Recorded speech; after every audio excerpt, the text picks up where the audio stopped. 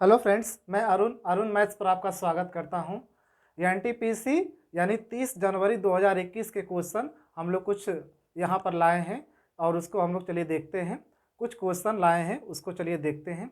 तो पहला क्वेश्चन क्या करा है देखिए, एक आयत की लंबाई 15 सेंटीमीटर तथा इसके विकर्ण की लंबाई 17 सेंटीमीटर है। आयत का क्षेत्रफल ज्ञात कीजिए। तो देखिए, अगर यहाँ पर दिया विकर्ण 17 और लंबाई 15 दिया है तो राइट एंगल ट्रायंगल क्या होता है? राइट एंगल ट्रायंगल होता है 8, 15, 17 होता है।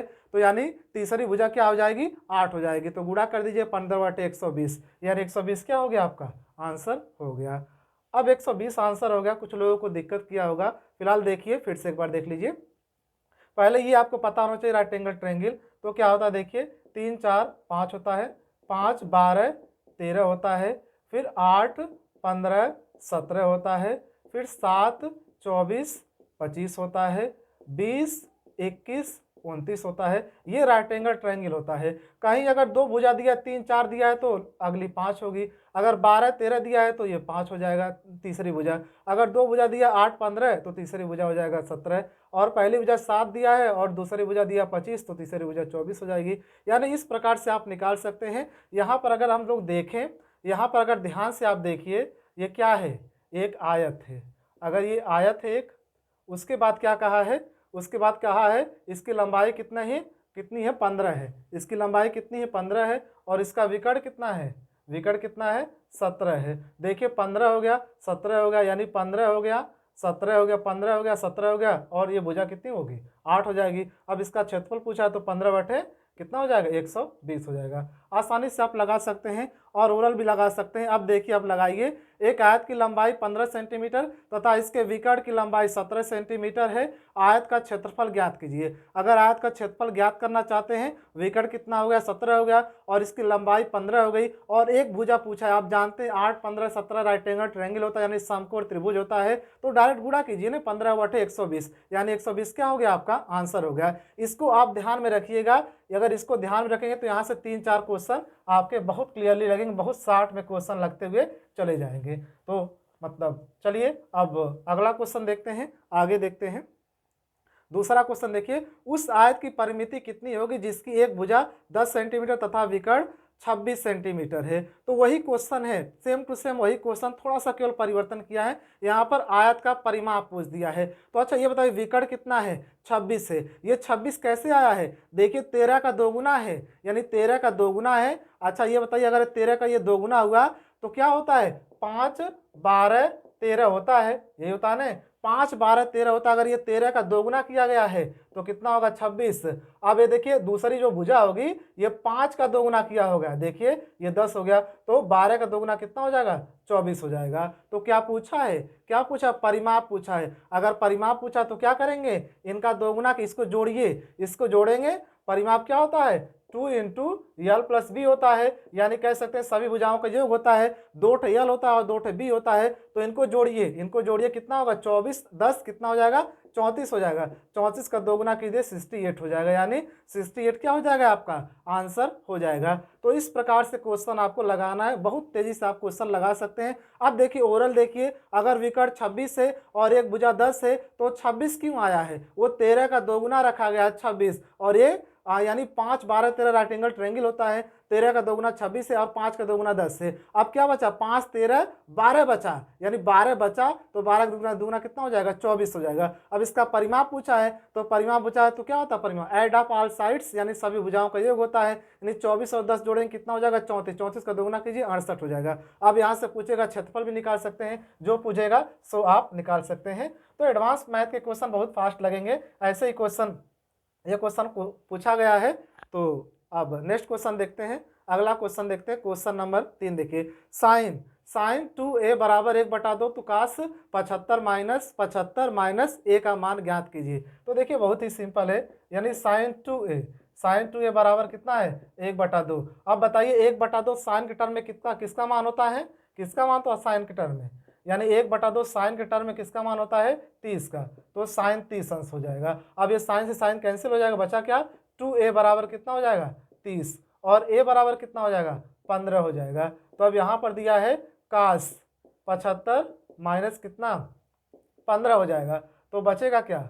बचेगा क्या, काश 60 अंश हो जाएगा। तो काश 60 अंश का मान कितना हो जाएगा, काश 60 अंश का मान 1/2 हो जाएगा। तो क्या आंसर आ गया आपका, 1/2 आंसर आ गया। चलिए उम्मीद करते हैं समझ में आ रहा है आपको, थोड़ा सा फास्ट है, हमको भी मालूम फास्ट है, तो इसी प्रकार क्वेश्चन लगाएंगे तभी आप बहुत तेजी से क्वेश्चन लगा सकते हैं।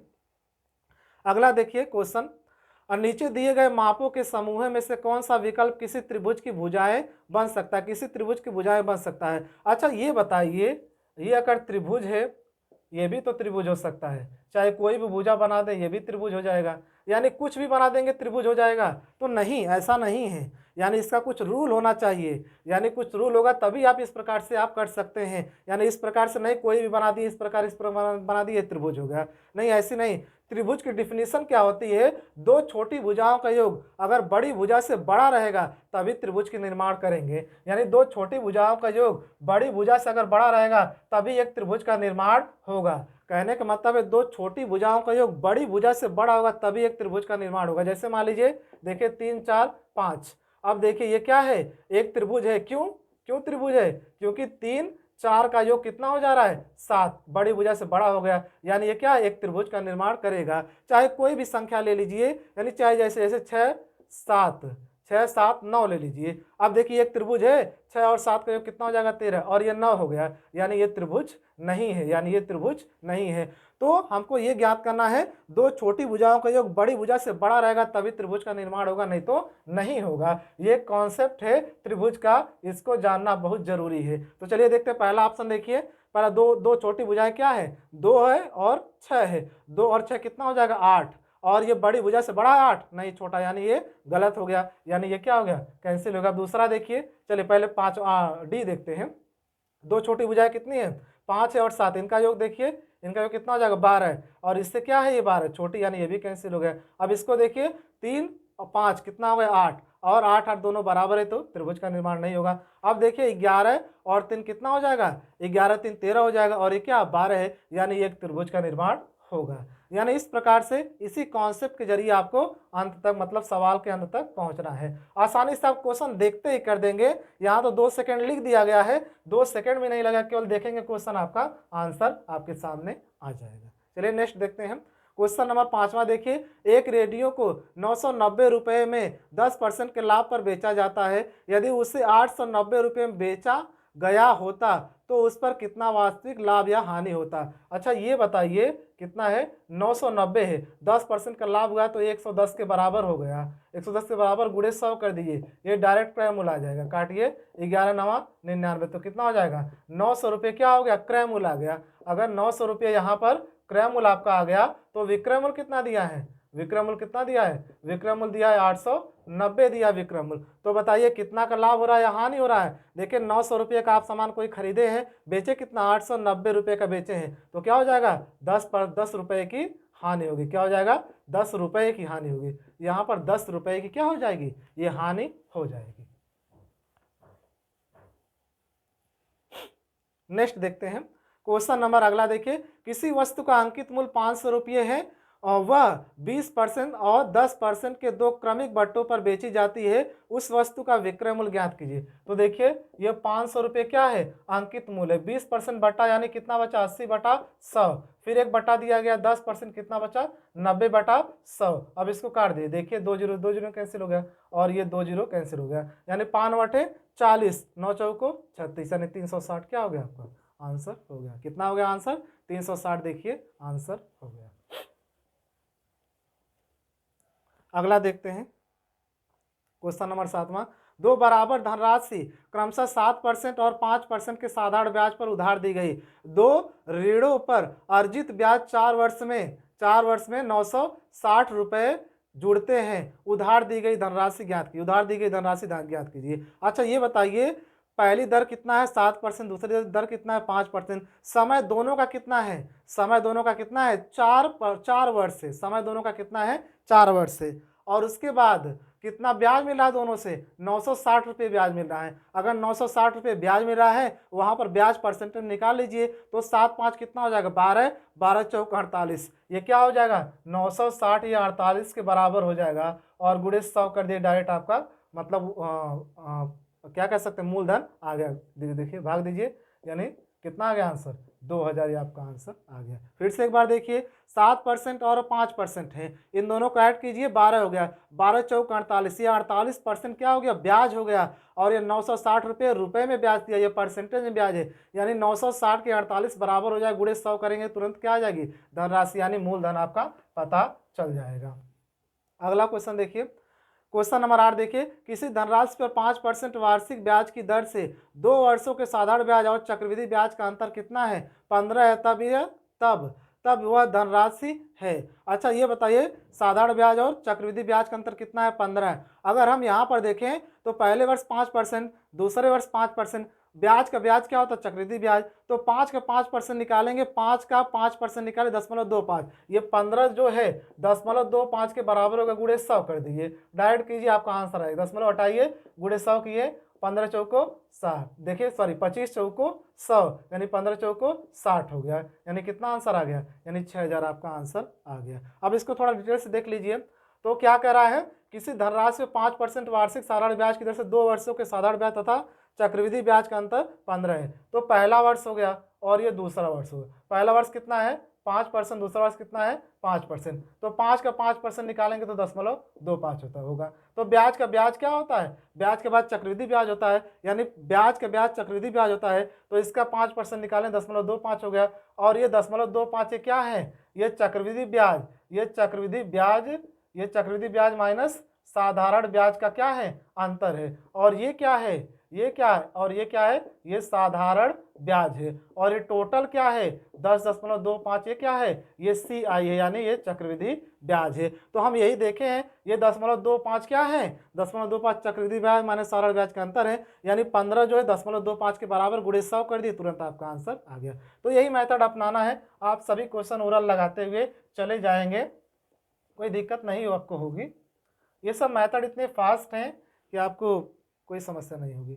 आगे देखते हैं 9वां देखिए, यदि संख्या 4 8 3 2 7 स्टार 8 संख्या 11 से विभाजित हो तो लुप्त अंक ज्ञात कीजिए। लुप्त अंक क्या होगा, देखिए 4 8 3 2, यहाँ पर कितना है 7 स्टार 8। अब देखिए 11 से विभाजित हो तो लुप्त अंक क्या ज्ञात कीजिए। 11 से विभाजता का नियम क्या है, एक एक अंक को छोड़कर उसको जोड़ते हैं और उसका अंतर 0 या 11 आता तो वो 11 से विभाजित होती है। चलिए देखिए, जोड़िए, देखिए 8 7 15, 15 3 कितना हो जाएगा 18, 18 4 कितना हो जाएगा 22, इनका योग 22 होगा। एक एक अंक को छोड़िए, देखिए अब ये देखिए इसको गिनेंगे और इसको गिनेंगे तो कितना हो जाएगा 8 2 10 हो जाएगा। अगर 10 इसमें से घटा दे कितना बचेगा 12 बचेगा, यानी अंतर 0 होना चाहिए या कितना होना चाहिए 11 होना चाहिए। अब यहाँ पर कितना घटाएं कि 11 आ जाए, एक घटाइए तो 11 आ जाएगा, यानी एक क्या हो जाएगा आपका आंसर हो जाएगा। इसका आंसर कितना हो जाएगा, इसका आंसर 1 आपका हो जाएगा, क्योंकि एक घटाएंगे तो 11 आ जाएगा, जब 11 आ जाएगा तो क्या घटाएं 1, यानी यहाँ पर क्या हो जाएगा 1 हो जाएगा।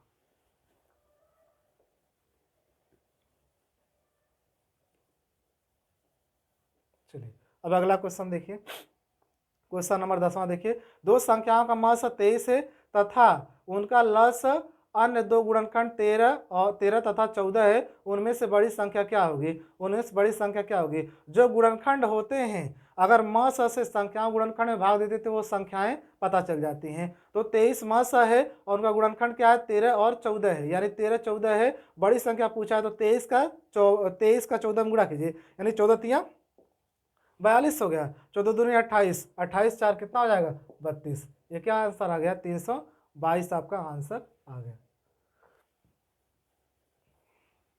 अगला देखिए, क्वेश्चन नंबर 11 देखिए, 120 और 450 का लस क्या होगा। तो देखिए ध्यान से, 120 और कितना है 450 का लस, 0 0 है, यहाँ से हटा देते हैं हम, और 12 और 15 वह बड़ी से बड़ी संख्या दोनों संख्या काट रही है, एलसीएम निकालना तो निकालिए, वह बड़ी से बड़ी संख्या दोनों संख्या में जो काटे, क्या काट रहा है 3 काट रहा है, 3 चौको 12 और 15 चौको कितना हो जाएगा 60, 60 हो गया। अब एक 0 आप हटाए तो एक 0 लगा दीजिए तो कितना आंसर हो जाएगा,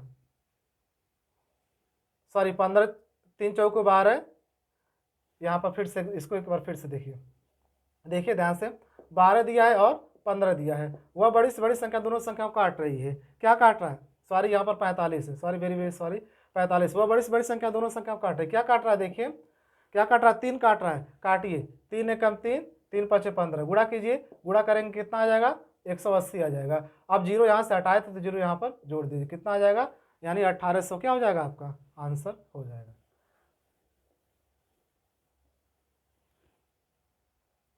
क्वेश्चन नंबर 12 देखिए, दो धनात्मक संख्याओं का अंतर 3 है, उनके वर्गों का योग 369 हो तो संख्याओं का योग ज्ञात कीजिए। तो चलिए देखते हैं, अगर इधर कुछ देखिए, थोड़ा सा मेथड देखिए। अगर a प्लस बी का मान 10 दिया है और a माइनस बी का मान दिया है 8, तो बताइए बड़ी संख्या बताइए और छोटी संख्या बताइए। तो देखिए दोनों को जोड़ के आधा करेंगे तो बड़ी का मान आएगा, दोनों घटा के आधा करेंगे तो छोटी संख्या का मान आएगा। दोनों को जोड़ के आधा कीजिए, जोड़िए कितना हो जाएगा 18, 18 का आधा कितना हो जाएगा 9, दोनों घटा के आधा कीजिए कितना हो गया 2, 2 का आधा कितना हो जाएगा 1। यानी अगर a प्लस बी दिया, a माइनस बी दिया, दोनों को जोड़ के आधा करेंगे बड़ी का मान आ जाएगा, दोनों घटा के आधा करेंगे तो छोटी का मान आ जाएगा। चलिए आगे देखते हैं, अब इस क्वेश्चन को सॉल्व करते हैं। क्या करा है, दो फार्मूले हैं उसको देख लीजिए।